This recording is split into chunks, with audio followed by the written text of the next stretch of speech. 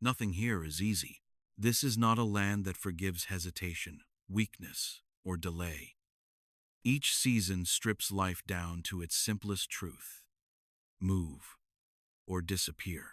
Across the planet, survival is never guaranteed. It must be earned again and again, under burning suns, through frozen waters, across cracked earth and shifting ice. Every year, the environment resets the balance. And every year, countless creatures are forced to answer the same question with their bodies, not with choice. There are places where life cannot remain still. In these places, staying means death. The only path forward is migration. Migration is not a journey of comfort or discovery.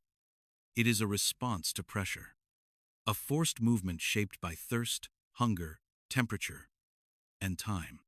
Those who hesitate fall behind. Those who miscalculate are removed. Nature does not warn. It does not explain. It simply continues. In the vast savannas and the frozen north, the rules are identical, even if the landscapes are not. The ground may burn or freeze beneath their feet, but the equation never changes. Life advances only by adapting to motion. Millions of animals rise and move together, not because they want to, but because remaining still would mean extinction. The weak are not punished.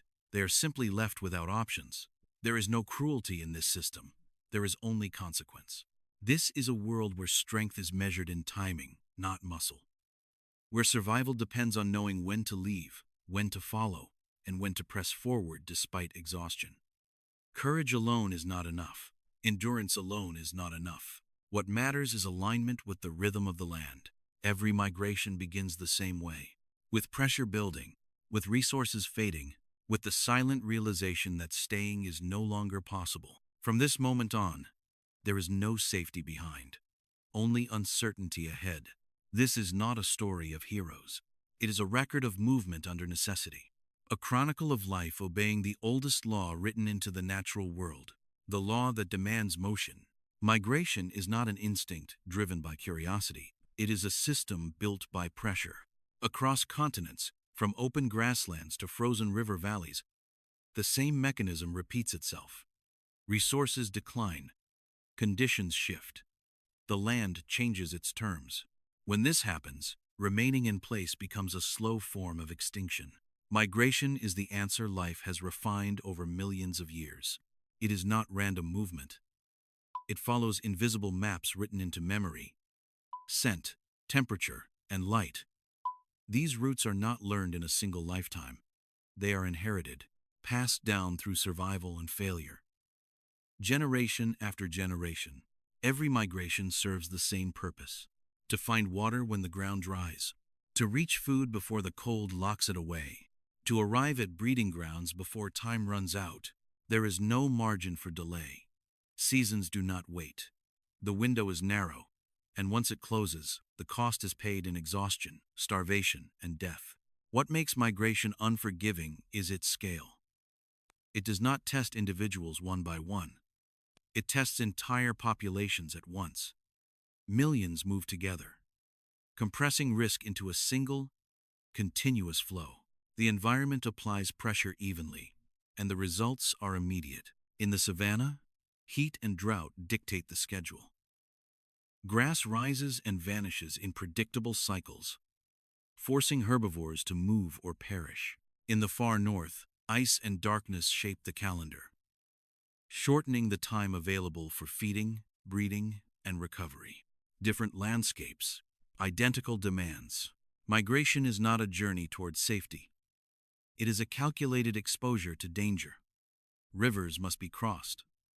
Open ground must be exposed. Predators gather along these routes, fully aware that movement concentrates vulnerability. Yet staying behind is worse. Those who cannot keep pace weaken.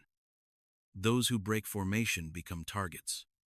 Over time, migration removes hesitation from the gene pool. Only those aligned with the rhythm of the land remain. This is how ecosystems stay in balance. Movement prevents overgrazing. It spreads nutrients. It feeds predators and shapes vegetation. Migration is not only about survival, it is about maintaining the structure of life itself. Without migration, landscapes collapse. Grasslands turn to dust. Rivers lose their seasonal pulse. Entire food chains unravel. What appears chaotic is, in reality, tightly ordered. Each departure, each arrival, each loss reinforces the same truth. Life persists, not because it resists change, but because it moves with it. This is the cycle that governs open plains and frozen rivers alike. A cycle that does not negotiate. A cycle that never stops. The savanna is not empty land. It is a system shaped by time, pressure, and repetition. For millions of years, these open plains have existed on a strict seasonal clock. Rain arrives, grass rises, life gathers. Then the water fades, the ground hardens, and abundance collapses into scarcity. This rhythm governs everything that lives here. At the center of this cycle lies the Serengeti. Not as a destination, but as an origin. A starting point where vast herds assemble each year in response to the same signal: the return of rain, the rebirth of grass, the brief window when survival becomes possible again. When the plains turn green, movement pauses. Not because danger disappears, but because resources finally allow life to regroup. This is where reproduction begins. Timing is critical. New life must arrive when food is at its peak, and predators are temporarily overwhelmed by scale. The savanna offers no shelter. There are no forests to hide weakness, no mountains to block pursuit. Visibility is constant. Pressure is constant. Every decision made here is exposed. Climate is the invisible hand guiding the herds. From December through March, rainfall transforms the land into a feeding ground dense enough to support millions at once. This abundance is temporary, and every species here responds with urgency. Herds gather not out of cooperation, but necessity. Space compresses. Movement slows. The land fills with sound and motion as hooves strike soft earth and dust rises into the air. This concentration is not safety, it is preparation. The savanna allows life to begin, but it does not allow it to linger. As weeks pass, the balance shifts. Grass thins, water retreats, heat builds. The same forces that enabled survival begin to dismantle it. The environment does not announce this transition. It simply tightens its grip. What starts as stillness inevitably turns into pressure, and pressure always leads to movement. Every great migration begins here, not with panic, but with calculation shaped by generations of survival. The herds do not wait for the land to fail completely. By the time scarcity becomes obvious, it is already too late. The savanna teaches its first lesson early. Survival depends on recognizing when abundance is ending. Those who misread this moment will never leave the plains. On the savanna, survival begins before the journey starts. When the rains return and the grass reaches its brief peak, life responds with speed. Reproduction does not spread evenly across time. It compresses into a narrow window where conditions are just barely favorable enough to sustain new life. This is not coincidence. It is strategy. Within a matter of weeks, hundreds of thousands of calves are born across the plains. The land fills with movement almost overnight. What appears chaotic is carefully timed. Birth happens all at once, not to protect individuals, but to overwhelm danger through scale. Predators do not disappear during this period. Lions, hyenas, and cheetahs remain present, watching constantly. But when prey arrives by the hundreds of thousands, selection becomes inefficient. Attention fragments. Opportunity thins. This is survival by numbers. Newborns arrive into an unforgiving world. There is no period of rest, no gradual adaptation. Within minutes of birth, calves must rise. Their legs are unsteady, their coordination incomplete, but hesitation is not an option. Standing is not a milestone. It is a requirement. Those that fail to move immediately are removed. The savanna does not accommodate weakness, even at birth. Within hours, the calves must keep pace with adults. Within days, they must learn to run. Speed is not learned through training. It is forced through necessity. This compressed development is not mercy. It is pressure applied early, before migration begins in full. Only those capable of rapid adaptation remain part of the moving system. Mass birth serves a second purpose. It synchronizes the herd. Age, size, and ability narrow into a single moving unit. Predators face confusion. Targets are difficult to isolate. Vulnerability becomes diluted. But this strategy is not flawless.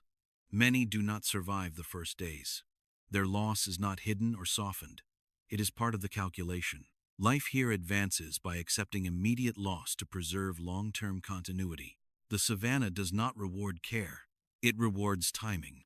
As the calves strengthen, the herds begin to prepare for movement once again.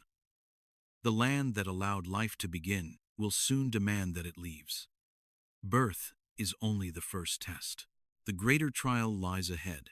On the savanna, survival is not determined by individual strength. It is determined by position. As movement begins, the herd reorganizes itself into a living structure. This formation is not random. It has been refined through generations of loss and success. Every individual occupies a role shaped by vulnerability and function. The youngest and weakest remain at the center. Adults form a shifting perimeter, absorbing risk as the group advances.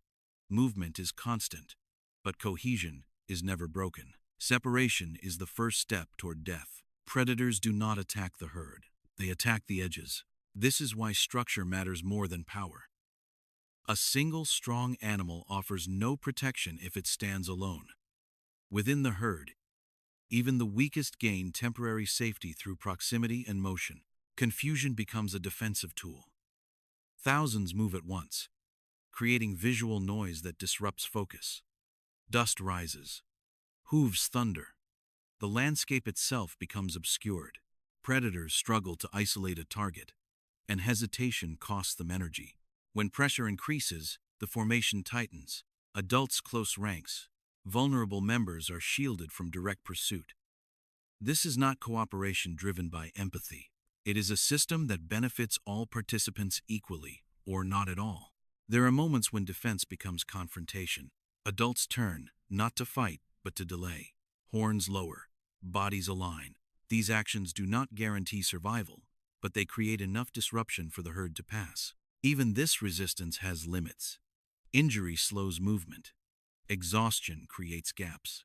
The herd cannot stop for long without risking collapse. Those who cannot maintain pace gradually drift toward the edges, where protection fades. The system is efficient, but it is not forgiving. Every step forward reinforces the same rule. Survival depends on remaining within the structure. Once removed from it, strength loses meaning. Speed alone is rarely enough. The herd is not a refuge. It is a moving filter. It protects, but it also selects. Only those capable of maintaining position endure the journey ahead. As the plains stretch forward and resources thin, this structure becomes the difference between continuation and disappearance. The migration does not favor heroes. It favors alignment. Migration does not favor a single method of survival. It rewards adaptation through difference. As the great herds move, other species follow the same routes but obey different rules. Zebras and gazelles travel alongside the larger herds, yet their survival depends on strategies shaped by size, speed, and awareness. Zebras move through density. Their bodies form compact blocks that advance across the plains with deliberate pace. Each individual remains close to the next, maintaining constant visual and physical contact. This cohesion reduces isolation, the condition predators seek above all others. Their strength lies in vigilance. Wide vision allows early detection of danger. When a threat appears, response is immediate. Movement tightens. The group shifts direction as one. Predators lose the advantage of surprise long before the chase begins. Gazelles follow a different path, smaller and lighter. They cannot rely on mass or intimidation. Instead, they depend on invisibility and economy. Newborns remain hidden, pressed low against the grass, motionless for hours at a time. Survival during these early stages depends on stillness, not speed. As migration progresses, gazelles position themselves carefully. They travel at the rear of the moving system, feeding on shorter grasses left behind by larger animals. This reduces energy expenditure and allows them to maintain endurance across long distances. When danger emerges, gazelles do not cluster. They scatter. Sudden changes in direction, sharp turns, and bursts of acceleration disrupt pursuit. Their goal is not to outrun predators indefinitely, but to break momentum long enough to escape. These strategies operate simultaneously within the same landscape. Density protects some. Dispersal protects others. Neither method guarantees survival. Both reduce risk under specific conditions. What unites them is precision. Every movement is calculated against terrain, fatigue, and threat. A misstep at the wrong moment carries the same consequence, regardless of species. Migration does not grant advantage based on size alone. It tests whether strategy matches circumstance. The savanna allows no single solution to dominate. Survival belongs to those whose behavior aligns most closely with the demands of the moment. As seasons advance and pressure increases, even the most refined strategies will be tested again. The land will soon withdraw what little tolerance it still offers. The dry season is approaching. The dry season does not arrive suddenly. It advances in stages, tightening its grip day by day. Waterholes shrink. Grass loses its color and strength. What once supported millions begins to fail under constant pressure. Heat builds without relief, and the land stops offering recovery. Movement becomes mandatory, not strategic. Fatigue accumulates quickly. Bodies that once carried strength now carry weight. Each step costs more energy than the last. For the herds, there is no pause long enough to restore what is lost. Slowing down only increases exposure.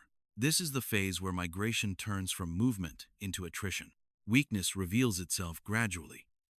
An injured leg, a slower response, a brief separation from the group.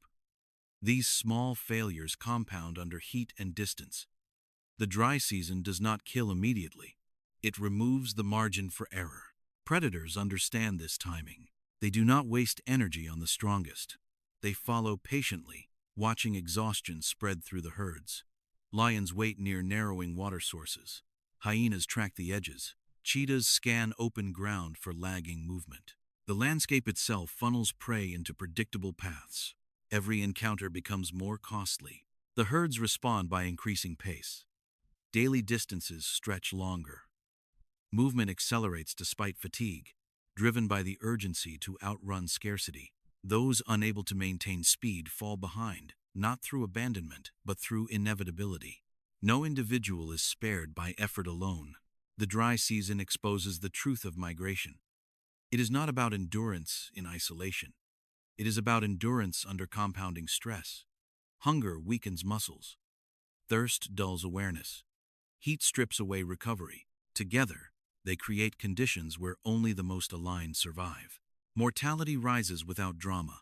Bodies remain where they fall. The herd does not stop. It cannot afford to. Movement forward is the only defense remaining. This stage reshapes populations. The young that survive become stronger. The adults that endure pass forward behaviors refined under pressure. Loss is absorbed into the system, reinforcing patterns that will repeat in the next cycle. As the land hardens and water disappears, one obstacle begins to dominate the horizon. A barrier that concentrates risk more than any predator or drought. The migration is approaching the river. Predators do not interrupt the migration. They wait for it. Every major route becomes a corridor of opportunity. Movement concentrates prey, and concentration sharpens attention. Along these paths, predators do not need to search. They observe, calculate, and conserve energy. Lions position themselves near narrowing terrain, where herds are forced to slow or compress. Hyenas trail at a distance, patient and relentless, tracking weakness rather than strength. Cheetahs rely on open ground, watching for the brief moment when speed separates an individual from the mass. None of them chase blindly. They understand that migration creates its own failures. Exhaustion creates gaps. Heat shortens reactions. Hunger weakens coordination. Predators simply exploit what pressure reveals. Attacks are precise. Targets are chosen quickly. The young, the injured, and the isolated are removed with efficiency. There is no prolonged pursuit when energy must be preserved. A failed attempt is abandoned without hesitation. This restraint is part of the system. Predators do not attempt to stop the herds. They cannot. Instead, they extract from the flow. Each loss reduces pressure on resources while sustaining those that hunt. The balance holds because neither side overwhelms the other completely. For the herds, danger becomes constant rather than sudden. There is no single moment of crisis, only sustained exposure. Alertness never relaxes. Movement never fully stabilizes. Every pause invites risk. Defensive responses remain limited. A sudden turn, a brief stand, a burst of speed. These actions do not eliminate danger. They only delay it. Survival depends on maintaining motion without fragmentation. As days pass, predators refine their timing. They learn where hesitation occurs. They return to the same crossings, the same slopes, the same bends in the land. The migration carves patterns that hunters memorize. Pressure accumulates from all sides. The herds cannot outrun the predators entirely, and the predators cannot consume the herds outright. This tension persists, unresolved, pushing both forward toward a narrowing point where avoidance is no longer possible. Ahead lies water, and with it, a boundary that compresses every risk into a single decision. The river waits. The river is not an obstacle. It is a decision. After weeks of heat, distance, and pressure, the herds arrive at its edge already depleted. Bodies are thinner, movement slower. The margin for error has vanished. Yet stopping here is impossible. Water lies ahead, but danger waits within it. The migration compresses. Thousands gather at the bank, movement slowing to hesitation. The surface appears calm, but beneath it, currents pull without warning. The air is thick with uncertainty. The herd senses risk, but instinct offers no alternative. Behind them, pressure builds. Those at the front hesitate. Those behind continue to arrive. Space disappears. Time runs out. The herd does not choose to cross because it is safe. It crosses because remaining still guarantees collapse. This is where migration becomes irreversible. When the first bodies enter the water, the flow accelerates. Panic spreads through motion, not sound. Individuals lose footing. Others collide. The current separates those who cannot maintain direction. Strength matters here, but timing matters more. Beneath the surface, predators wait. Crocodiles remain still until movement surrounds them. Then they strike with precision, targeting those carried by the current or forced to break formation. There is no pursuit, only interception. The river does not allow rescue. Once seized, there is no return. The herd does not stop. Those still on the bank are pushed forward by momentum. The crossing becomes a surge rather than a choice. Bodies enter the water faster than fear can respond. The current claims some. Predators claim others. Loss unfolds without interruption. On the far side, survivors climb onto unstable ground, exhausted and disoriented. They do not pause to count. They cannot. The system does not permit reflection. Movement must continue immediately to avoid new threats waiting beyond the river. The crossing does not mark victory. It marks survival under extreme constraint. What remains behind becomes part of the river. What emerges carries the cost forward. The migration advances not because danger has passed, but because stopping would multiply it. The river leaves no lesson open to interpretation. There is no safe moment in migration, only moments where survival outweighs hesitation. On the far side of the river, the land changes. Grass returns. Water spreads across shallow plains. For the first time in weeks, the pressure eases. The herds slow, not to rest, but because the environment briefly allows it. This is not relief. It is permission to continue. The Masai Mara offers abundance, but only in contrast to what came before. Food is available. Water is accessible.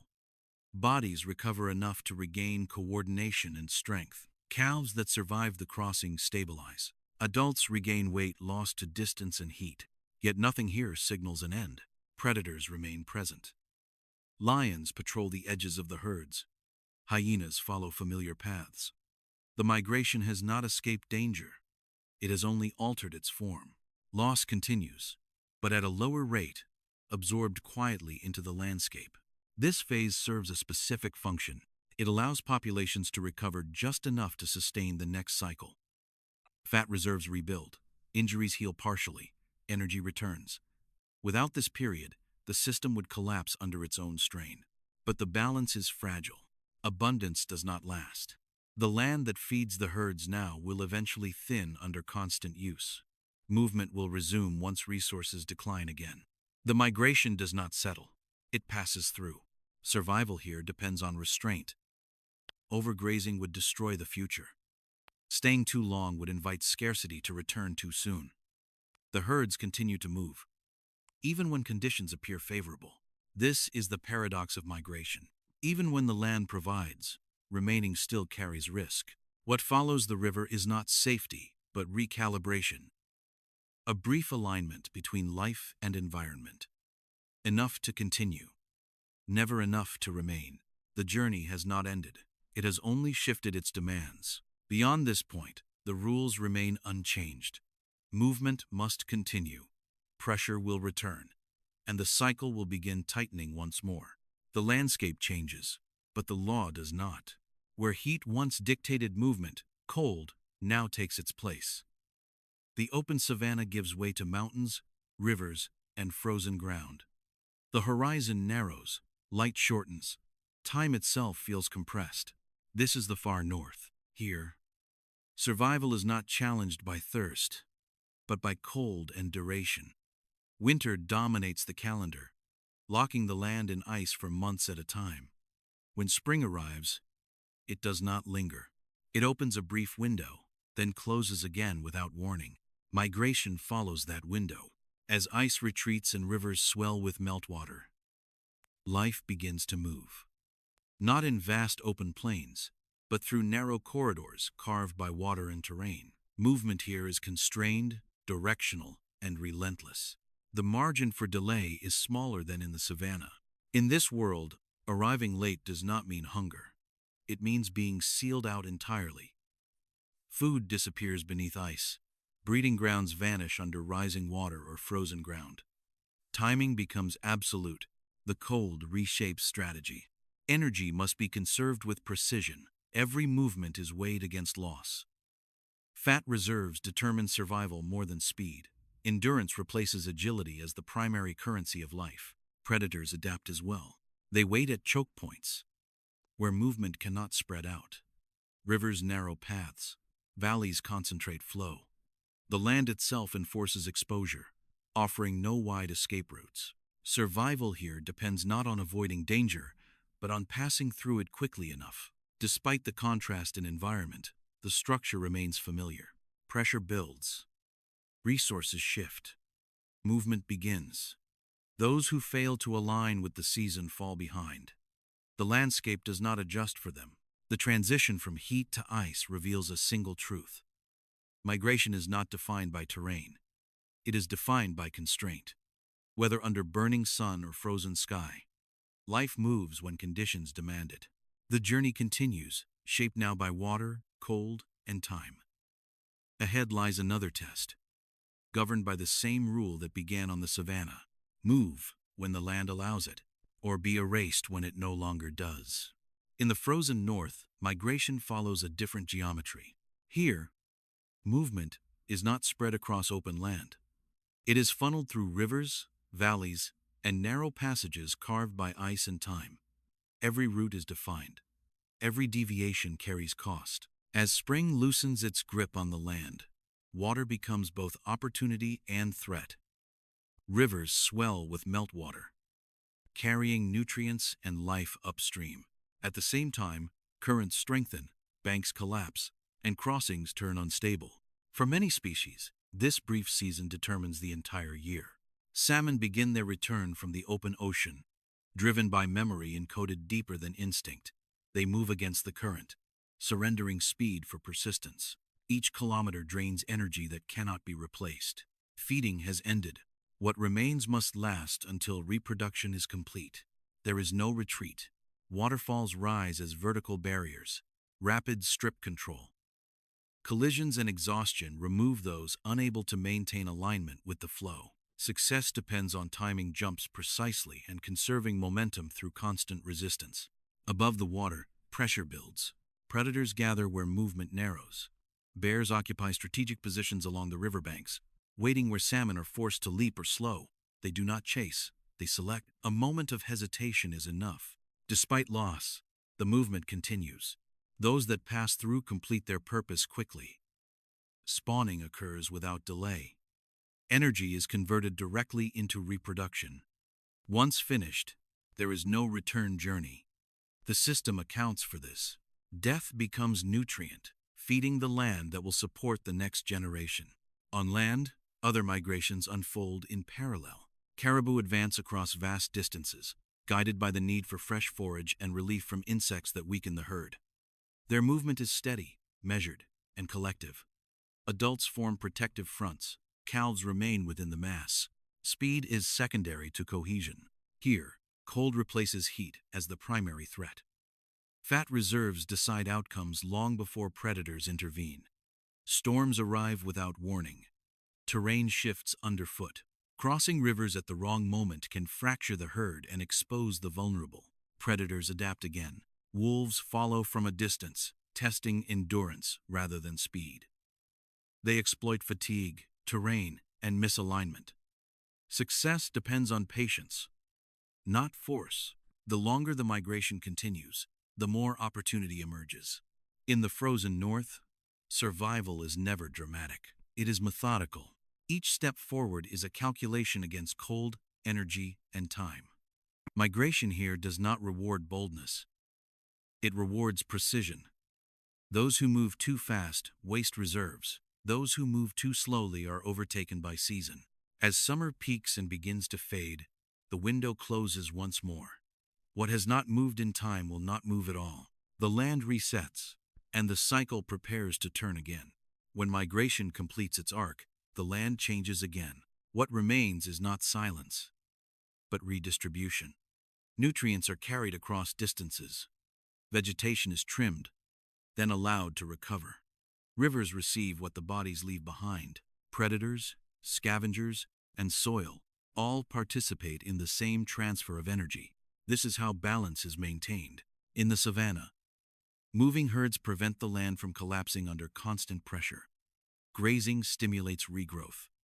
Hooves break hardened soil, allowing water to penetrate. Seeds travel within the flow, expanding vegetation beyond its point of origin. What appears destructive sustains renewal. In the north, rivers absorb the outcome of migration. The bodies of spent salmon enrich water and forest alike. Nutrients rise into trees, insects, and birds. What began in the ocean feeds the interior of the land. Nothing is wasted, nothing is spared. Migration does not preserve individuals. It preserves systems. Every loss feeds continuity. Every success reinforces timing. Populations that move correctly stabilize the landscape that supports them. When movement aligns with season, life reorganizes without collapse. This balance is fragile but resilient. It depends on repetition. Routes must remain open. Timing must remain predictable. The cycle cannot adapt instantly to disruption without cost. Completion does not mean rest. As one migration ends, preparation for the next begins immediately. Survivors carry forward refined behaviors. The land resets slowly. Pressure rebuilds in silence. What appears stable is already changing.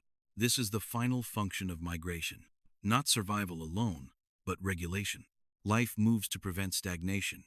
Energy flows to prevent exhaustion. Loss occurs to prevent overload.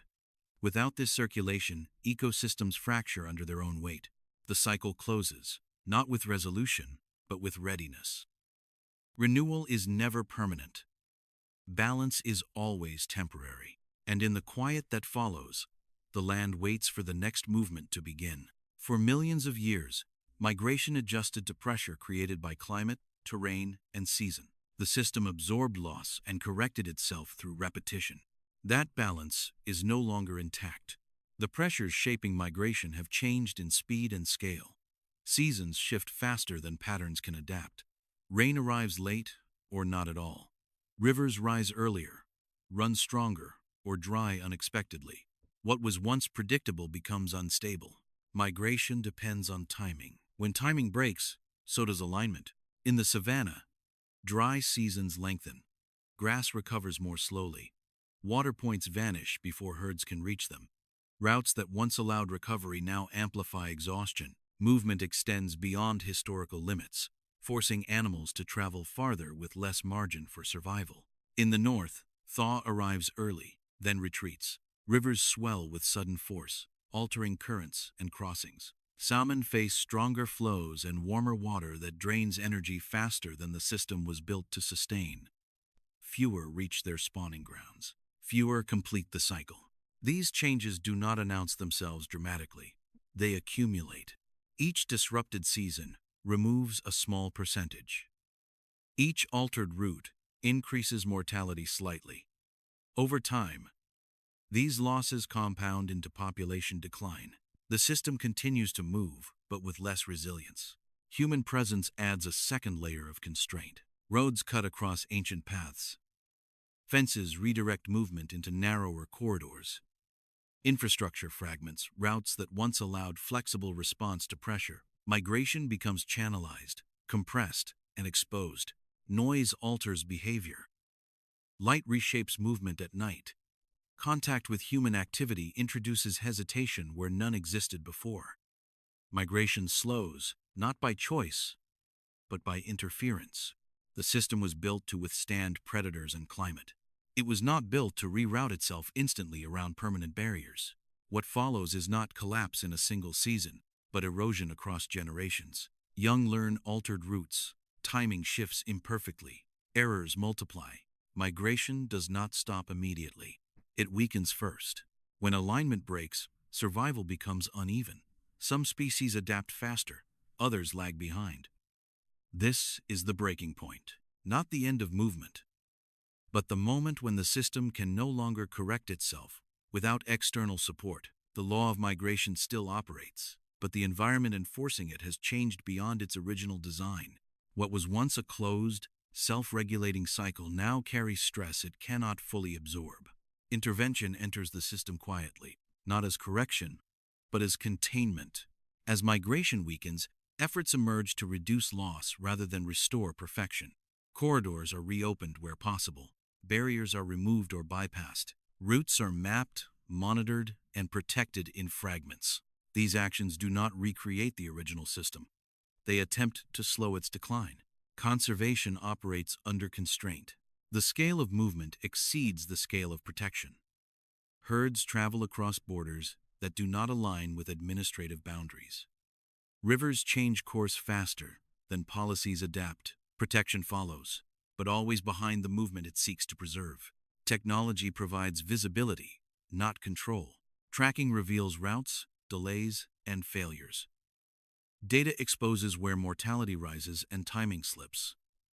This information guides intervention, but it cannot force alignment. The land still dictates outcomes. Protection can only reduce friction, not remove pressure. Success appears incremental. A route remains open for another season. A crossing becomes safer. Mortality drops slightly at a critical point. These gains matter, but they are fragile. Each depends on continued maintenance and cooperation. Without it, the system reverts quickly. Conservation does not reverse migration's law. It negotiates with it. The system responds unevenly. Some populations stabilize briefly. Others continue to decline despite effort. Adaptation requires time, and time is no longer abundant. Generations compress into shorter cycles with less room for error. What intervention reveals is limitation. Migration evolved to self-correct through loss and repetition. External support interrupts that process carefully, knowing that overcorrection risks new imbalance. Too much interference alters behavior. Too little allows erosion to continue. The goal is not preservation in place. It is continued movement. When corridors remain open, migration persists. When timing holds, alignment survives. Where intervention fails, routes fracture, and the system absorbs loss without recovery. This is conservation under pressure, necessary, measured, and never complete. The system does not return to what it was. It moves forward, altered, carrying both resilience and vulnerability into the next cycle. When the cycle reaches its end, nothing truly concludes. Movement slows, pressure recedes, the land settles into temporary balance. But beneath that calm, the conditions for the next migration are already forming. Resources will thin, seasons will shift, alignment will be tested again. The law does not change. Migration persists because the environment demands it. Not out of tradition, not out of instinct alone, but because remaining still eventually becomes impossible. Life advances only when it accepts motion as necessity. Those who survive do not do so because the system favors them. They survive because their timing, structure, and endurance remain aligned with conditions that never stop changing. Others disappear without recognition. The system does not record loss. It incorporates it. This is not a story of victory. Each cycle ends with fewer than it began. Each beginning carries the cost of what was left behind. Balance is never permanent. It is recalculated every season, every crossing, every delay. Intervention may slow collapse. Adaptation may extend survival. But the rule remains intact. Movement is required. Pressure is unavoidable. Correction comes through loss before stability returns. The land does not negotiate. It responds. As climates shift and routes narrow, the margin for survival tightens. Some migrations will shorten. Others will fragment. A few will end entirely. What persists will do so under greater constraint than before.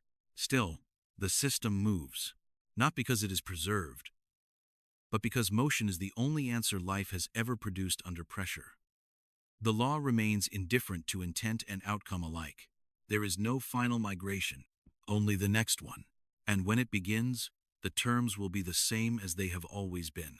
Move when the land allows it, or be erased when it no longer does.